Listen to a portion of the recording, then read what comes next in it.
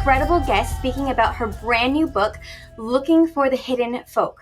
Nancy Marie Brown is the author of several highly praised cultural histories, including The Real Valkyrie, Song of the Vikings, and Ivory Vikings. Nancy Brown has spent decades studying Icelandic literature and culture. She lives on a farm in Vermont where she keeps 4 Icelandic horses and Icelandic sheepdog.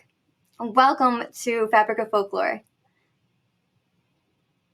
Thank you very much, Vanessa. It's nice to be here. I'm so glad that you're here joining us, and your book is so fascinating.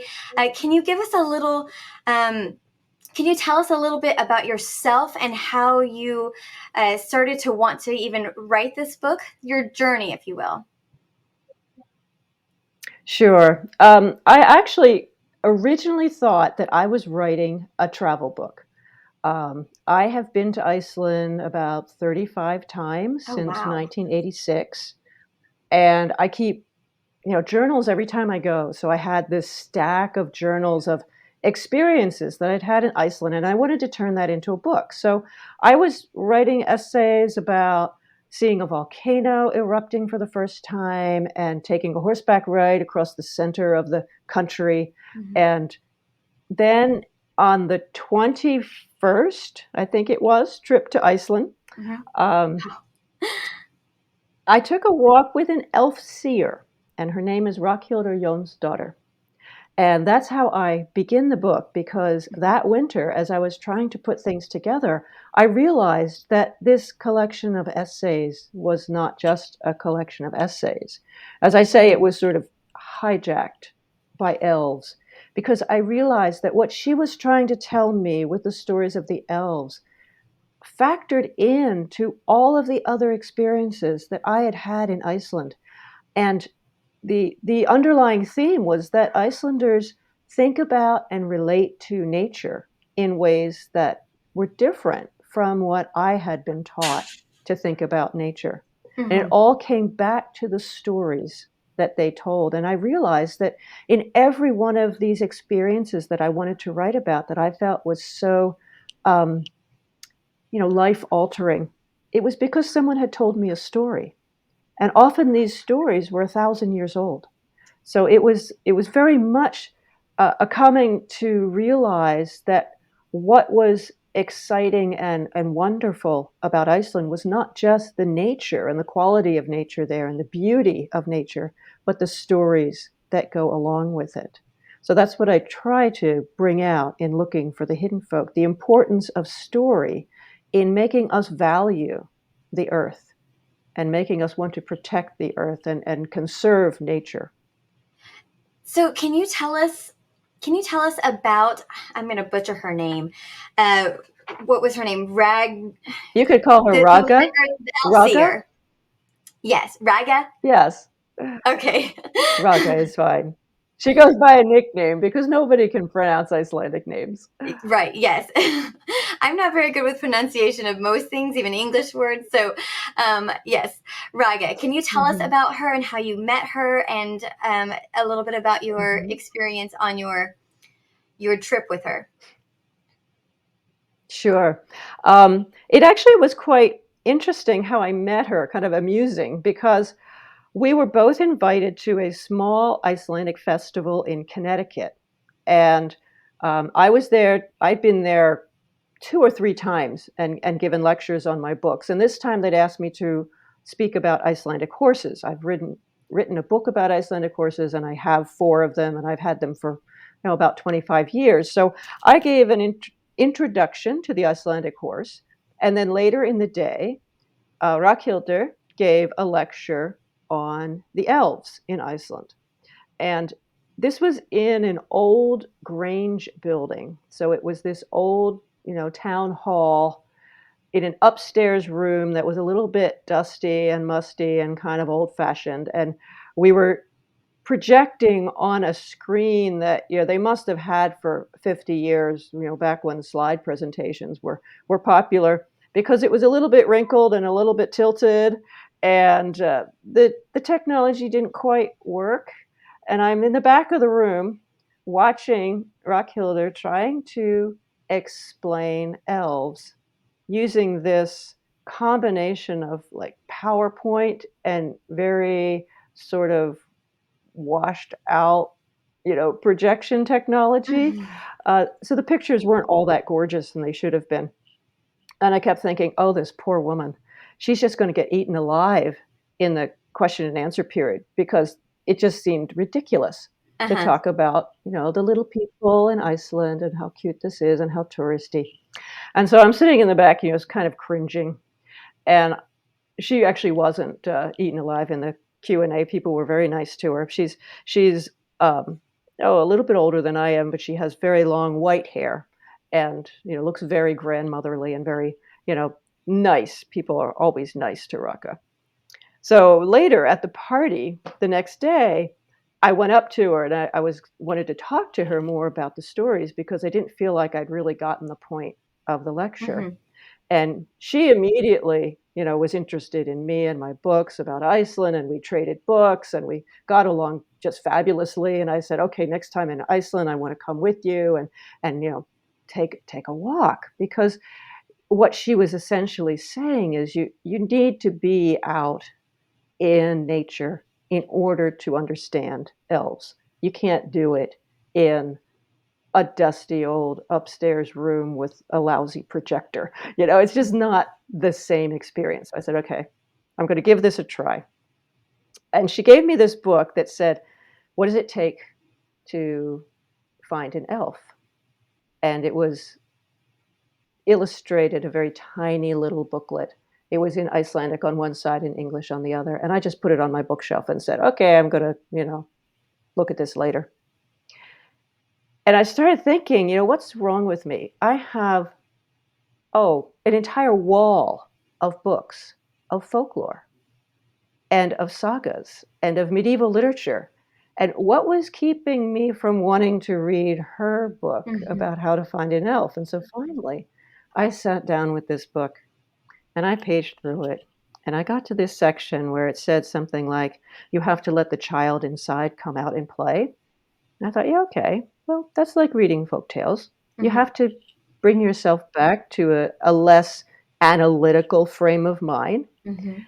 And then there came this page that just really spoke to me. She says, go outside, find a rock, and sit down on it and be quiet and look around. Do you see that bit of moss over there? Look at the color. Do you see that little bug that's climbing on the moss? Do you feel Mhm. the breeze on your cheek? Do you smell the birch leaves are starting to come out? Do you smell the smell of the birches? And then she said, what was that? Did you see something out of the corner of your eye? Maybe that was an elf. And it was such a beautiful little scene that she created in this book of you Mhm. sitting out in nature and just paying attention, And just just being still. being there, Mhm. just being still and letting it happen. And it was similar to some things that I have read before about, taking an all walk, or my husband actually wrote an essay 30 years ago called Stump Sitting, where he would go out in the woods and he would find a stump and he just would sit there until an animal came by. And, what would he see that day? You just have to sit there and be quiet. And in Iceland, there aren't a lot of animals that are going to come by. There's birds, but there's only one native mammal, which is the fox. So what do you see when you sit there? Is you see the wind in the grasses and the wildflowers and the birds going by, and the changing of the color as the clouds go over the mountains. And you might see an elf.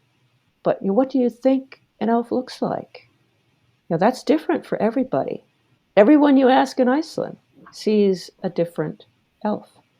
So you think of these as nature spirits. They are spirits of the land, spirits in the rocks, spirits in the trees, spirits in the water and in the air and in the Mhm. mountains.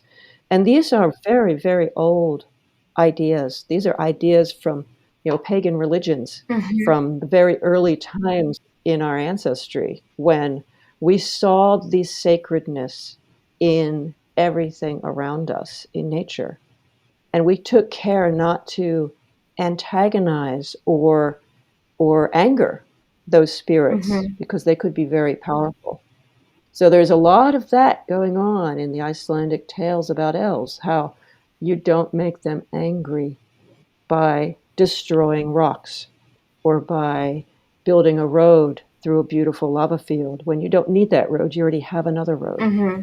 or by building a house in a place where it blocks the view of the mountains. So you think about, do you need something? Is this excessive? Are you taking more than is your due? Are you living in balance? Are you living in harmony with your surroundings? So all these things are worked into these stories that Rockhilder was telling me when we were, walking through the lava field and visiting on other times, and they all sort of infiltrated my sense of what it is like to be in Iceland. And so there isn't really an agreement, is what I'm hearing you say, about what an elf looks like. It just seems that there is an No, agreement that they are to be respected. absolutely. Um, some, I mean, there are several people in Iceland who are seers. They are elf seers, and they can see and feel and talk to beings that I can't see or feel or hear. And many other people in Iceland can't see them, but they're not considered to be crazy in Iceland because this is an extremely old tradition. I found in reference to it back in the 1500s that it is well known Wow. that some people can see the elves and other people cannot. But when you ask someone to describe what they see, even today, what you will mostly get are images of what people looked like in the 1700s and the 1800s, because that's when these stories started to be written down. And so we have the tales of elves, written down in collections of folklore from Iceland that describe them doing things that people would have done especially in the 1850s. That's when the real famous collection was made. And in many of the tales that you're told today, they're versions of these old tales. So the women are wearing long dresses. The elf seer can't imagine them in blue jeans or in shorts. They don't have cell phones. They don't have modern technology. They have technology of the 1850s. And the people who study folklore in Iceland say that's because most people have read these stories. Most people have heard these stories told based on the book versions. But when you look at some of the more like anecdotes than the actual um, short stories, you can see that some of the parts of elf lore have actually changed over time and have become more modern. So, for instance, on many, many farms in Iceland, there is a patch of grass or a hill or a rock or something like that that is known to be an elf house. And you don't mess with the elf house. You Mm-hmm. don't bulldoze it down. You don't knock it into the fjord. You don't break up the rock with your sledgehammer, or something awful will happen. Like fairy And rings, in previous, excuse me, like fairy rings in Ireland. it's very much like the Irish tradition because Iceland has a big Irish gene pool. Mm-hmm. A lot of the original settlers were from Ireland, so there's much a mingling of the Norwegian and the Irish concepts in Icelandic elf lore. Mm-hmm. But this idea of the sacred space in the oldest stories, if you messed with an elf house, your cow would die, or your best horse would die, or your sheep would get lost. Mm-hmm. And in the modern stories, your tractor will blow up or catch on fire, or your house will burn down. It's usually it's the most expensive thing you own Yeah. is what is attacked. So it's like these things have changed. They're still current in the tradition, Mm-hmm. but most people conceive of the elves themselves as looking like old-fashioned people because that's what they're used to reading about. Interesting. Whereas I feel like in America, when you think about elves, you think of either elves in the North Pole, so they're little people with pointy Hmm. ears and Hmm. pointy shoes, um, or you think of in for me, I think of woodland creatures, but they're always small. I would never have Hmm. imagined Hmm. someone wearing an old fashioned dress. That would never have entered my mind. So that's really fascinating. That is. Are they If you, are they full size yeah, people? well, the closest that we can conceive of them is in Tolkien's books. So if you think of the movies of the Lord of the Rings Right. and you think of the elves in the movies, especially people like Galadriel, Hmm. who is associated with a forest, she has powers that are, more than human. She is beautiful and dangerous. She is beautiful and terrible. Hmm. Um, so she is actually the closest modern version of what the ancient Icelandic elves looked like and act like. They were more powerful than humans. They could intermarry with humans and have children. Oh, So they weren't tiny little people. right. But there were also other hidden folk in Iceland, and there still are. There were the trolls, there were the giants, Hmm. um, there were the mermaids and the mermen. So there's many, many other kinds of hidden people in Iceland other than elves. And so some of the modern versions of Icelandic lore have very, very small fairies, like flower Hmm. fairies, Right. little tiny elves. They have medium-sized elves. They have mountain spirits that are as big as the mountain, that are, actually embodiments of the mountain. Wow. Okay. So there are many, many different versions of elves. And another thing you have to remember is that that word elf is a translation. Hmm. So we don't really know what originally the words meant in Old Icelandic.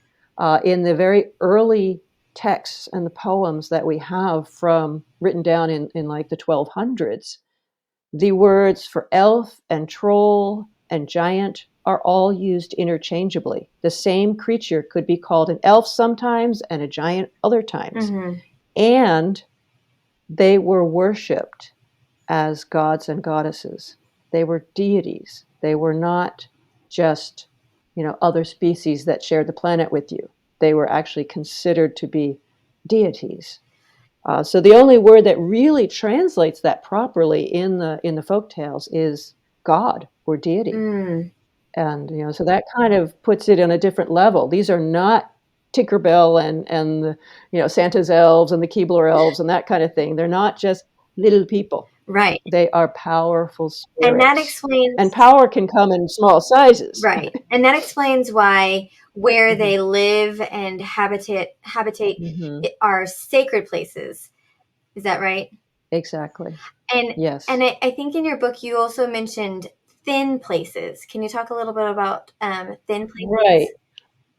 places? That's a concept from a different culture that actually comes to us from Celtic Christianity, and it's a place where you can cross into the other world. So the other world can be heaven, or it can be the fairy realm, or it can be, the elf world. In old Icelandic, Old Norse mythology, there are 9 worlds, and one of them is Alfheim, so the elf home. So Okay. you could cross from the giants world into the elf world, into the human world, into the underworld. So the thin place is a place where that transition is possible. And these are extremely sacred places. These are the places that are known as Holy Mountain in Iceland. So there are several places called Holy Mountain. Um, when you go to a place like that, you feel something different. Mm. And I like to think of them as places of inspiration.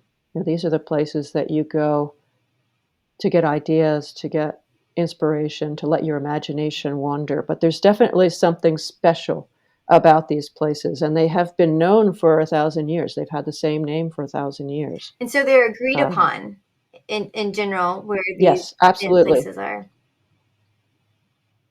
Um, the people who live on the farms or live in the area of these sacred spaces all know them and know the names and know why they are sacred and what they are, what can happen to you if you do the wrong thing there. This information has been passed down through the generations for 1,000 years. So it's kept current. A lot of it was written down Mhm. in the 1200s, and people still enjoy reading those books. They're known as the sagas, and they're very popular. It's really Iceland's claim to fame is the medieval sagas.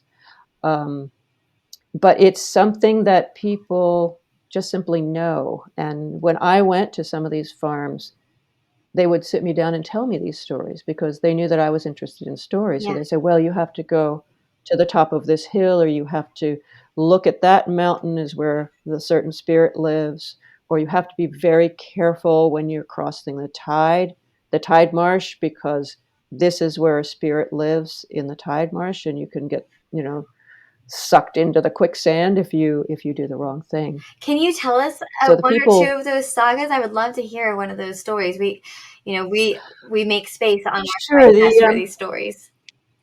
yeah,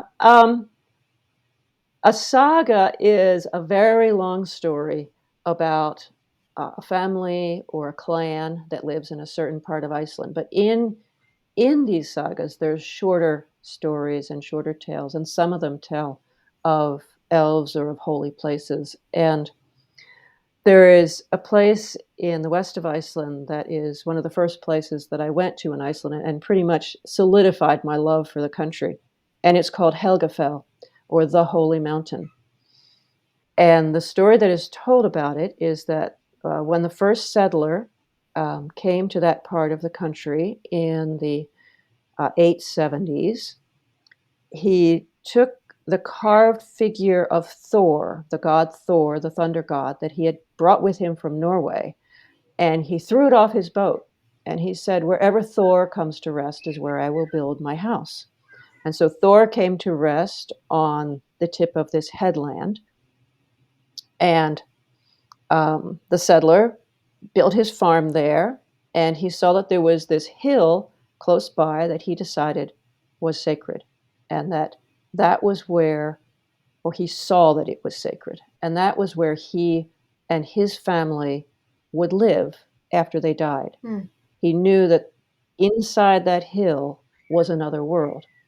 And it was so sacred that you had to wash your hands and feet before you were allowed to go on the mountain. Any human or animal on the mountain could not be killed unless they came down of their own free will. And if you had a hard decision to make, you would climb to the top of the mountain to contemplate your choices. And they said that decisions made on Helgafell never fail. So that this was a place that you went uh, for sanctity, for Hmm. safety, but also for inspiration. And they say that um, his descendant who lived there, one night when he was out fishing with his men, a storm came up and the boat sank, and he and his men drowned in the fjord off the coast of Holy Mountain. And the shepherd who was out in the field with the sheep that evening, you have to remember that in Iceland, the nights don't get dark, so he could see very well.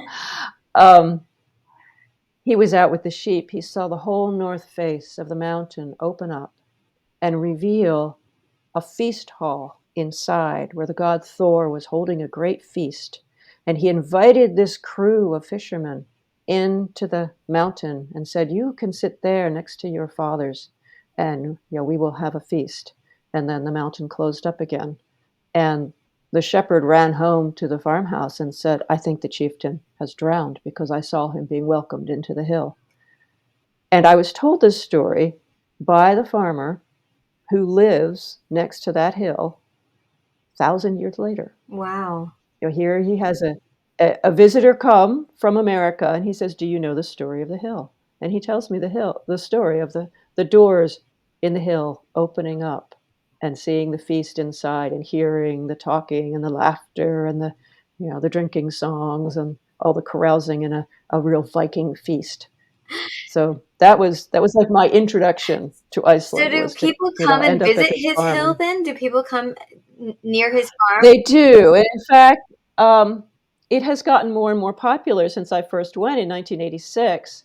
In 1986, there was a small parking lot by the hill, so you could park your car there and climb up the hill.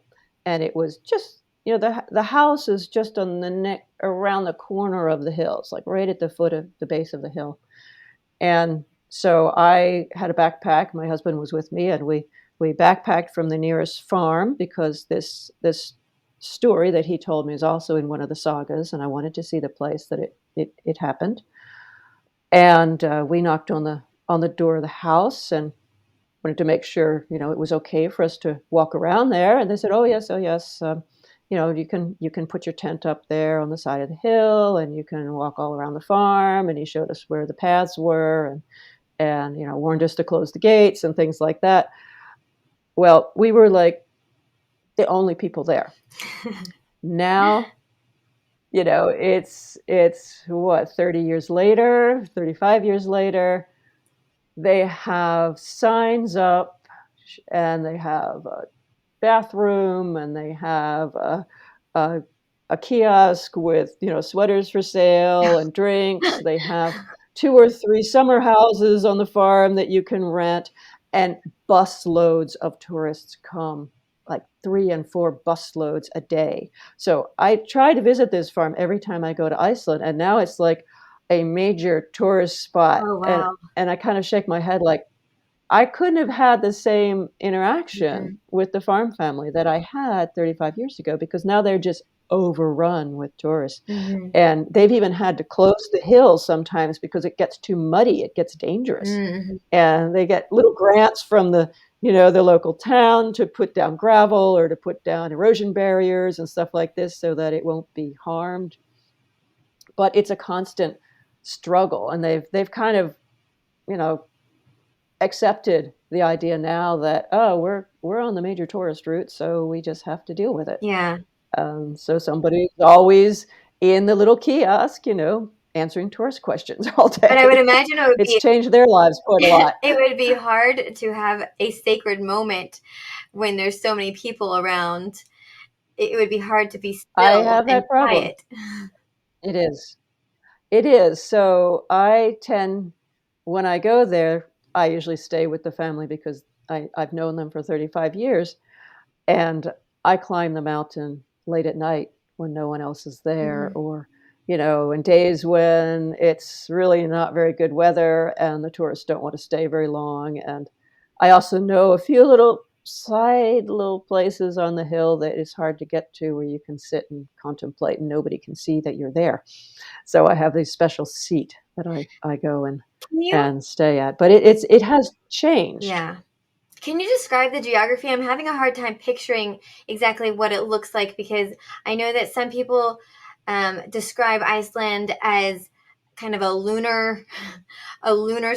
But there are, I know, a lot of Mhm. green areas as well. So what do you see when you go Yeah. there? Okay, Iceland is an island in the North Atlantic. It's about the size of Ohio, and it's almost round, it's almost circular. And the whole center of the country is a wasteland. So it's volcanoes and glaciers and black sand deserts. Mm.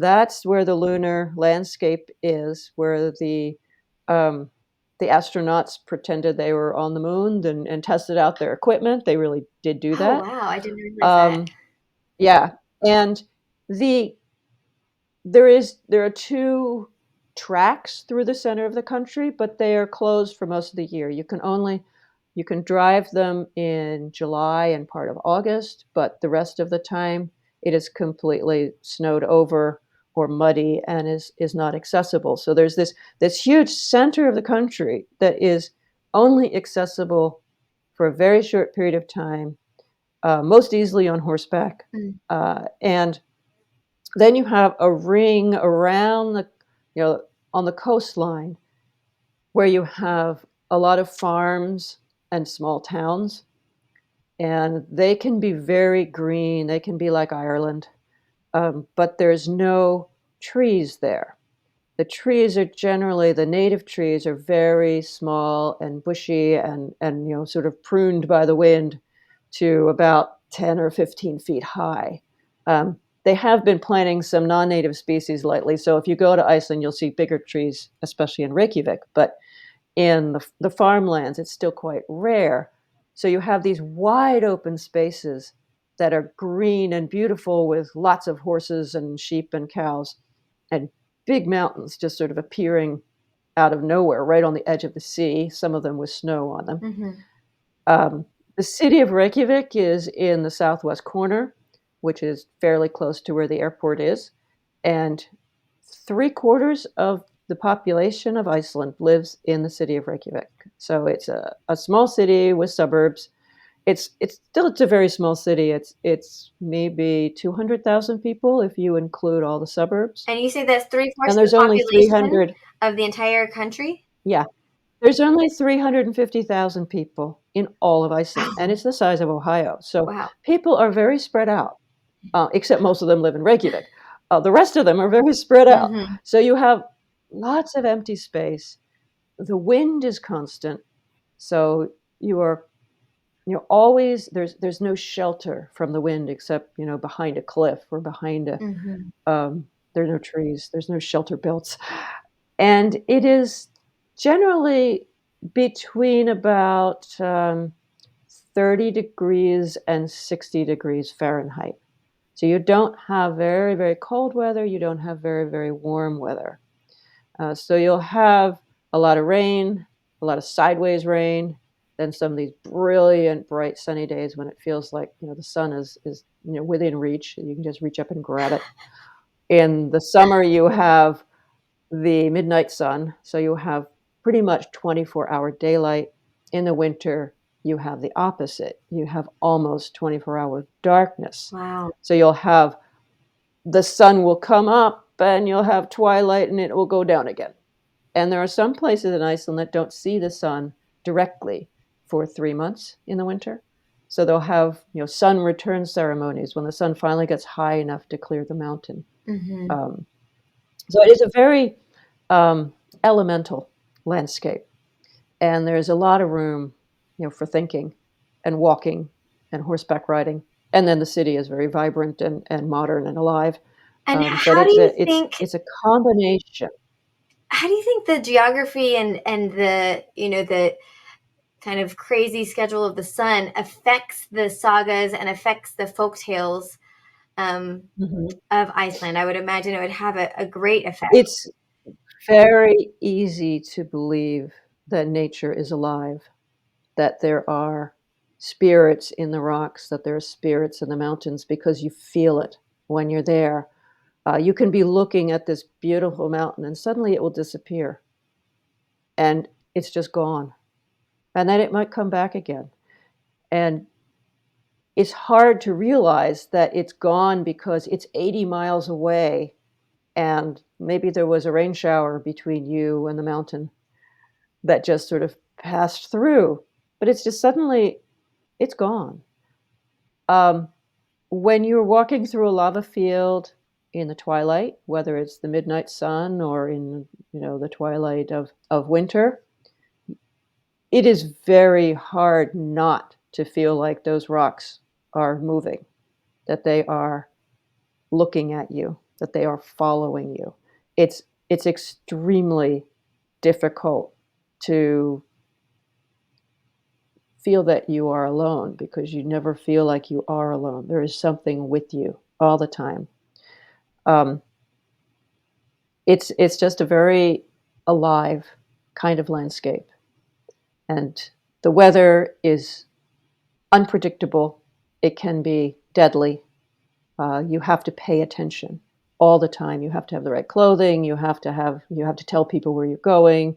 You don't take risks. You don't take chances. Mm. Um, the you know the streams suddenly can flood, uh, can suddenly grow 10 times in size if there's a volcanic eruption underneath a glacier. It can just come roaring out of the mountains with no warning at all. Now there's warning because now they monitor these things with modern technology. But in the old days, there was very little warning. You could sometimes smell a little sulfur in the air, but then there'd be this great flood with icebergs in it coming out of the mountain. And how long So of a how there's much of a warning do you get beforehand? um, Iceland is very active volcanically, so there is always earthquakes going on, thousands of little earthquakes Mhm. that you can't quite feel, but some of them you can feel. Sometimes there's little eruptions. There's always like steam vents and boiling mud pots and things like that are happening. So at any moment, there could be a major volcanic eruption. There is a mountain right now, actually two of them, Hekla and Katla in the south, that are on eruption watch and have been on eruption watch probably for the last 5 years, maybe 10 years, because all of our scientific instruments say the magma chamber is doing something, it is moving, but we don't know how quickly it's going to reach the surface. We can't quite predict that. So in 2010, there was an eruption of a volcano that had a really fantastic name that nobody could pronounce called Eyjafjallajökull. And it was really funny to hear the newscasters try to do this because this eruption closed down the airspace over Iceland, and nobody could fly from Europe to America. Yes, I remember So, that. That or was a vice big deal versa. for You several remember that? days. It was a big deal. Right. Several days, all planes were grounded because of this eruption. Well, I was there um, when the eruption started. It was Easter weekend that week, and it was a very small eruption. It was kind of like the little eruptions you have in Hawaii, where the lava just oozes out of the cracks in the rocks, and it's beautiful, and it's like this hot pink orange color in the dark, and it's just sending up these fountains of fire. And okay, I was there. I took a jeep tour, and there were 15,000 people that went that weekend to just stand there, you know, out in the snow and watch the earth being born, which is really what was happening. Right. These are rocks being born. And let's see, this went on for like 10 days.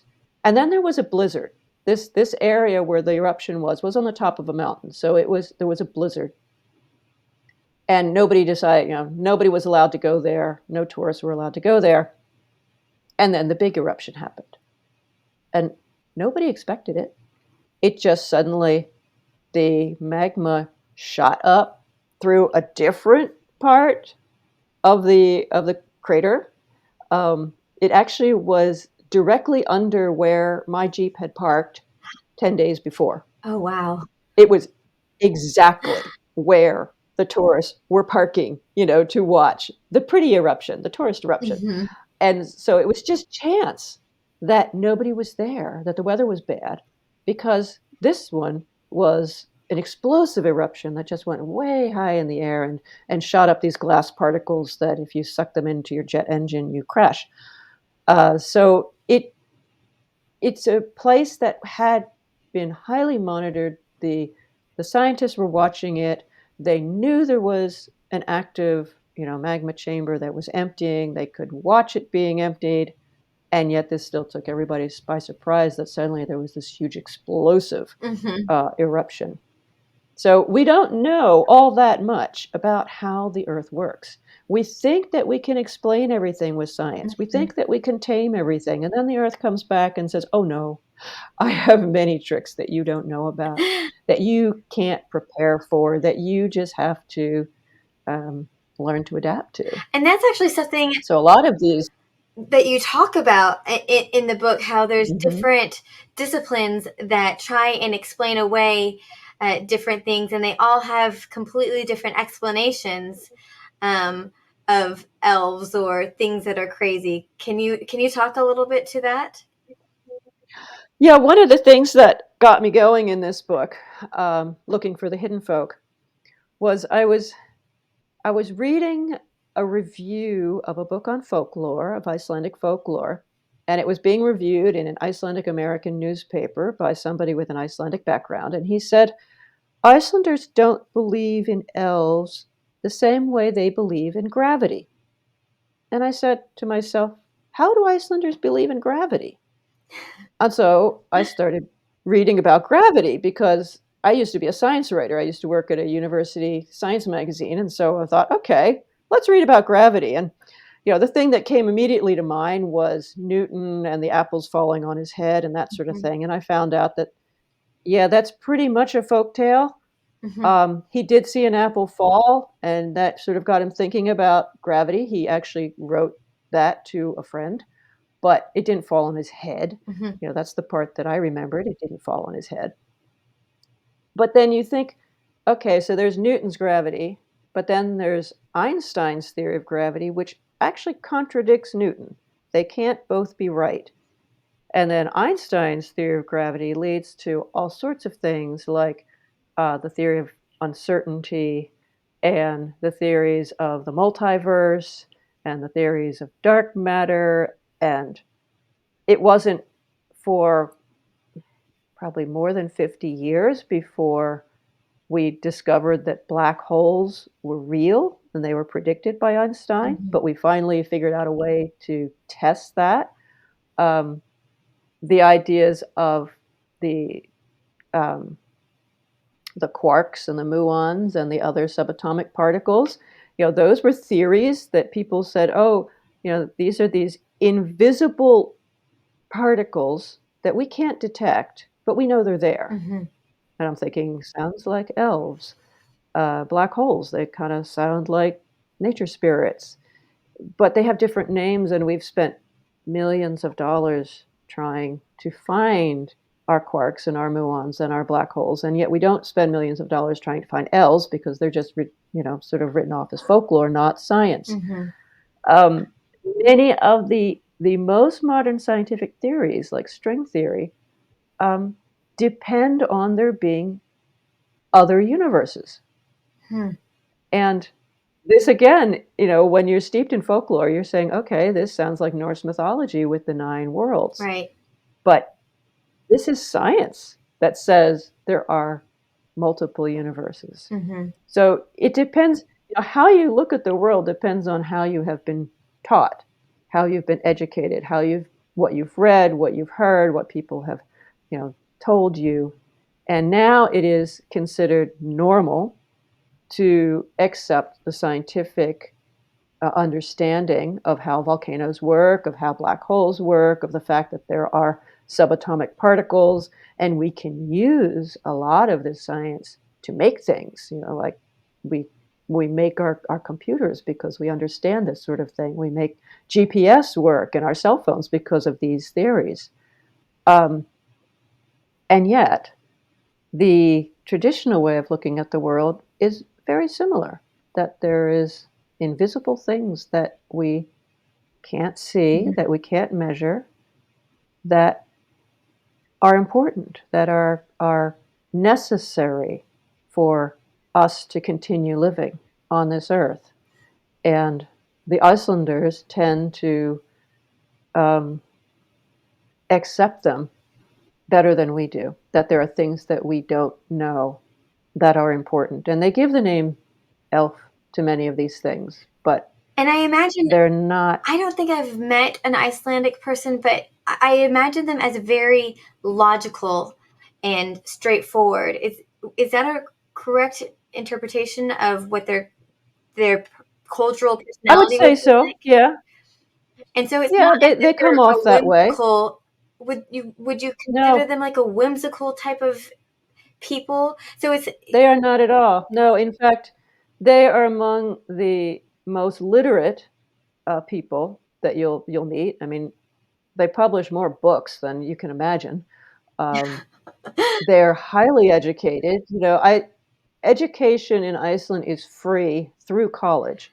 So almost everybody has a college education. Some people have several degrees. Hmm. Some of my friends who, work in jobs like, they're bank tellers or telephone operators or farmers or real estate agents, they have two or three um, bachelor's degrees, like in law and in environmental science. Some of them have master's degrees, and they just enjoy learning and they enjoy talking about um, big ideas. So when you first meet, and they're also very interested in the arts. I mean, the music scene in Iceland is incredible Oh, wow. because there's also a big arts education opportunities, many opportunities in arts education for kids. So there's all this very modern, very technological um, approach here, or mindset. And if you say something about elves, most Icelanders will just sort of brush you off. If you're just an American tourist coming, they'll say, "Oh yes, well you can go take a class in elf, lore at this place, or you should go talk to the elf seer, or you can buy a book or something special." Um, but they won't tell you about their own experiences until you get to know them.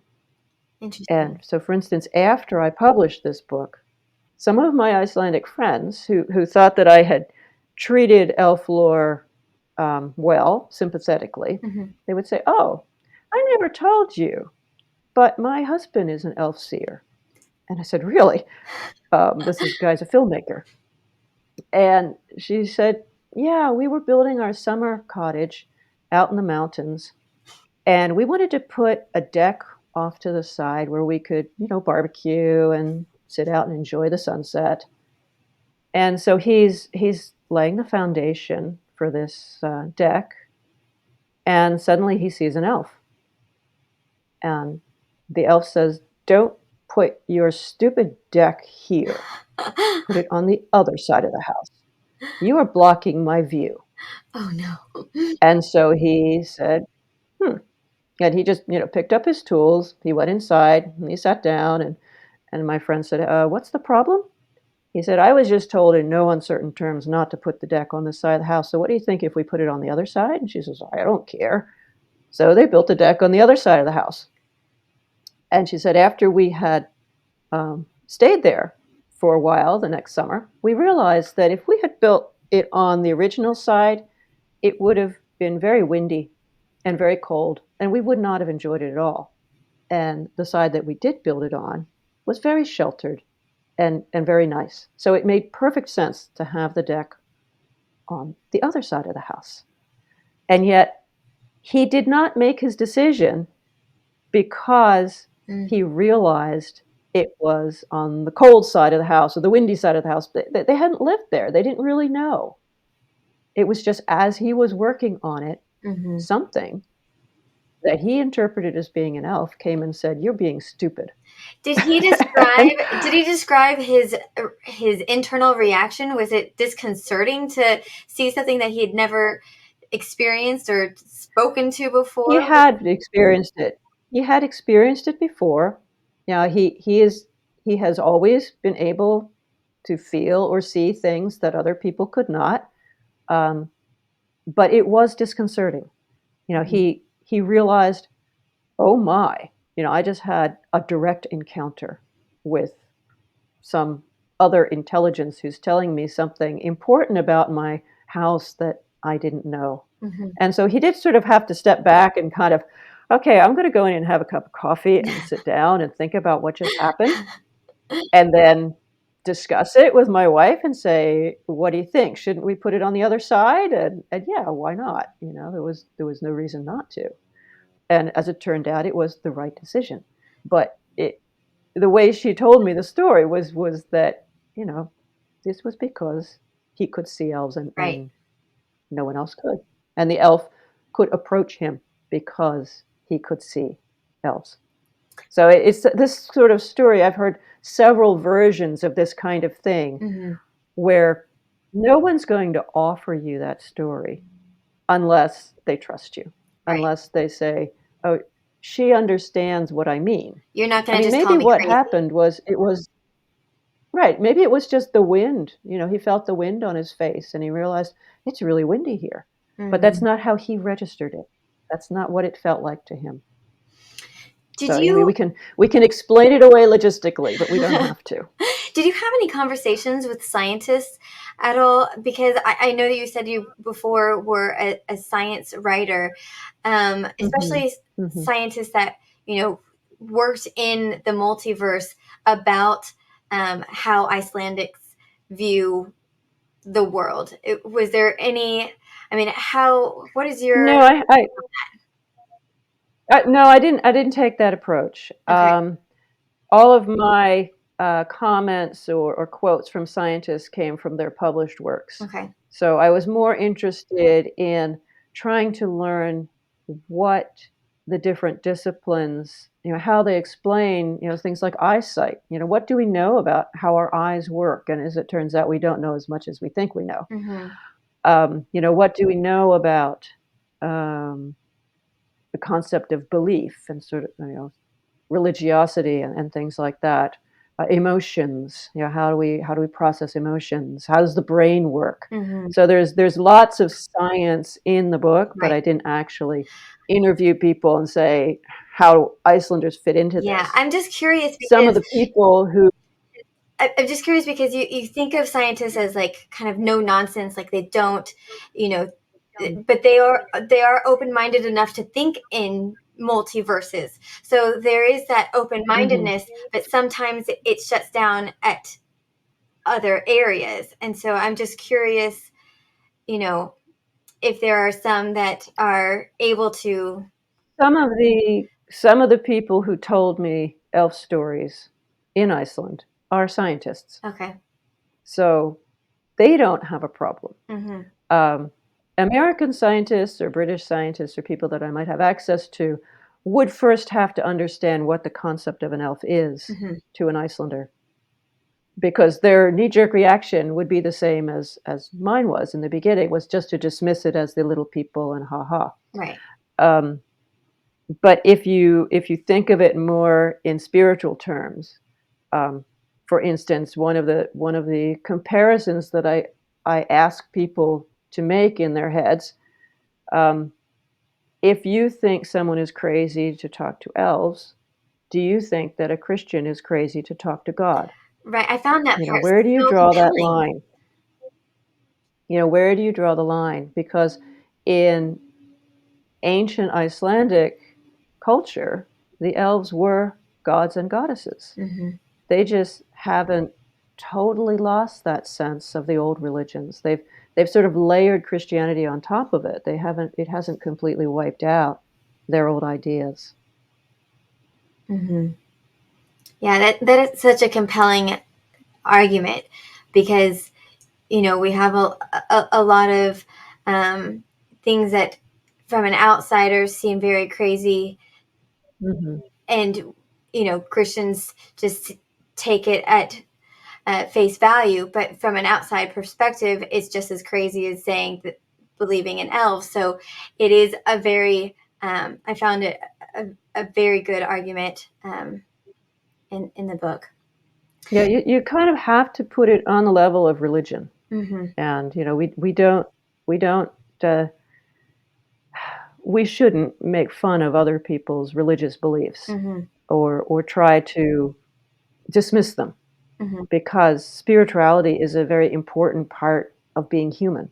This is something that we have.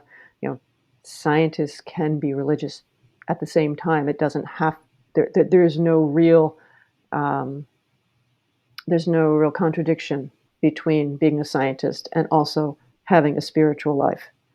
It just depends on what kind of spirituality you choose to practice. Mm-hmm. But it's something that humans have always had, and it seems to be necessary for our well-being to have some sort of spiritual dimension to our lives.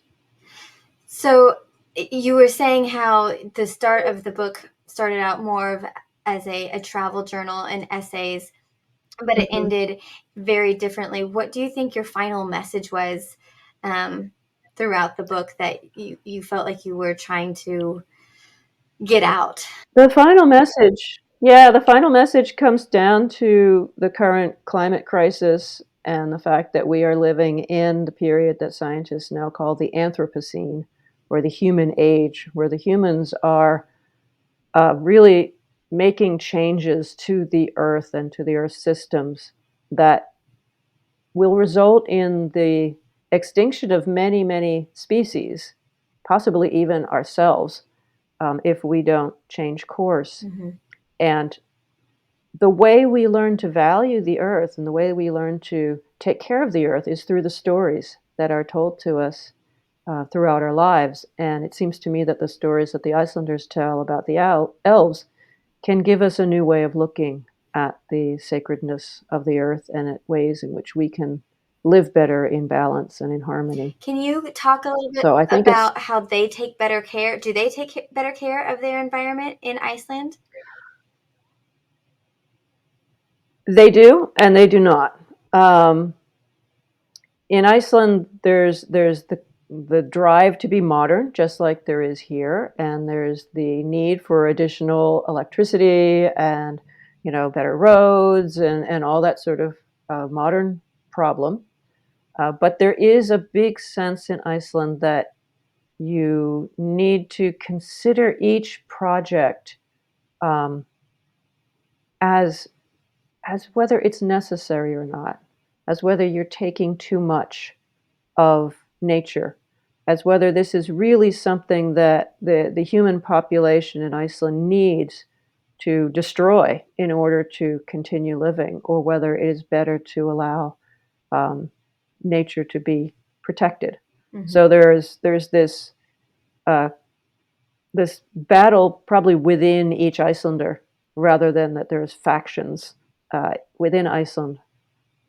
But there is this strong sense that the earth is worth preserving and that it is simultaneously um, more powerful than we are and stronger than we are, but also fragile. Mm. And they have lived for 1,000 years in an extremely harsh environment that it's is in some cases they were very, very close to becoming extinct as Icelanders.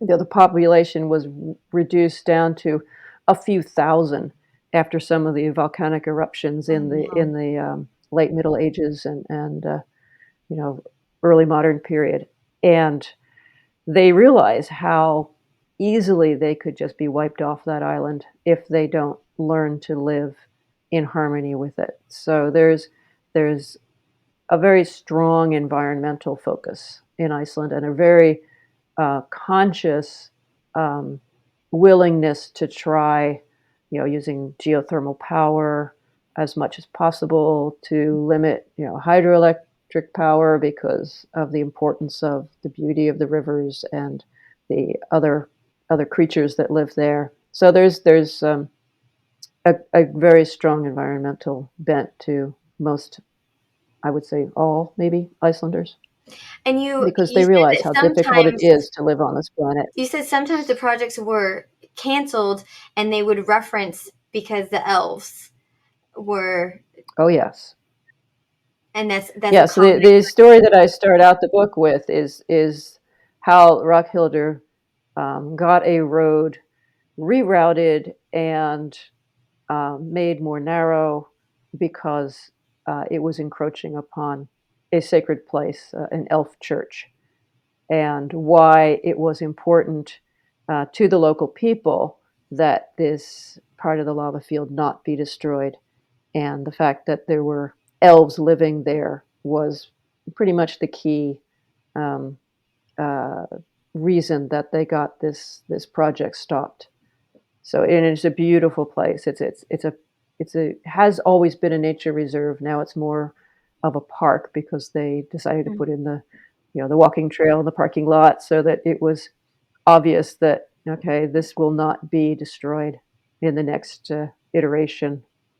If there decides to be a housing development nearby, it won't go in this spot because this is a sacred spot. Mm-hmm. And so in the end, you really wanted it to be a book about hope. Is that I right? do, yeah. And about wonder and Mm. about finding the beauty in the very small and otherwise unimpressive parts of nature, like rocks, like Mhm. just black lava rocks where the mosses grow. Yeah. I really love that concept. Well, can Thank you you. tell our listeners where they can find your book? Well, you can probably find, here's the cover, Looking for the Hidden Folk, and it should be in any bookstore. Um, Definitely, it's online. You can buy it in several places. It's also available as an audiobook. Fantastic. Well, thank you so much for joining us today. I really appreciate it. Thank you, Vanessa. And thank you, Thanks very much. thank you, Focalitos, for joining us. And we will, if it's okay with you, can we put some pictures up from your book on our website Sure, so people can see absolutely. some Hmm. pictures of Iceland? And do you have any of the pictures from like the Icelandic, the Elf Church, by any chance in the book? I don't have actually the church. No, I have some other pictures from Okay. that area in the book. Well, we'll Yeah, definitely put those up on the website, which is good. Thank you. www.fabricoffolklore.com. And we'll also put a link up to Nancy's book where you can go directly to her webpage to purchase that book. Um, so we want to hear from you. What did you think about the show? Do you believe in elves? Is that the concept of elves that you had in mind when you were thinking we were starting this particular podcast? And have we changed your mind in any way? Have we shifted your perspective? We would love to hear from you. We have a Facebook group page. So it's Fabric of Folklore Community, where you can discuss these things. And we want to hear about your thoughts about our podcast and potential other guests that you want to hear about that maybe Nancy inspired you to think about someone else you want us to bring on the podcast as well. Because we want this podcast to be interactive and to be about what you want to hear about. So if you enjoyed this podcast, please don't forget to share, subscribe, comment, and give us all the stars, especially if you're listening on iTunes, because that helps other people to find our brand new podcast. And if you decide to share it with someone, you can share it with your best friend and just tell her about how awesome this podcast was. Um, and they may or may not think you were crazy, but uh, that is the nature of folklore. So thanks for coming on our show and unraveling the mysteries of folklore with us today on Fabric of Folklore. And until next time, keep the folk alive.